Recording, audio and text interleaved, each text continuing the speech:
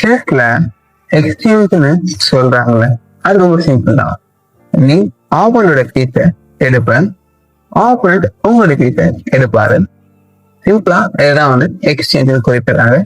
But இம்பார்ட்டன்டான கான்செப்ட்ன்றது equal exchange. அதாவது சேம் பாயிண்ட் அல்லது வேல்யூ இருக்க பீசஸை ட்ரேட் ஆகும்போது அதுதான் நம்ம ஈக்குவல் எக்ஸ்சேஞ்ச் குறிப்பிடுறோம். உதாரணத்துக்கு ரூக்கை வச்சு ரூக்கை கட் செய்யறோம், பிஷப் ஃபார் நைட், இது போன்ற உதாரணம் நம்ம கன்சிடர் செய்யலாம்.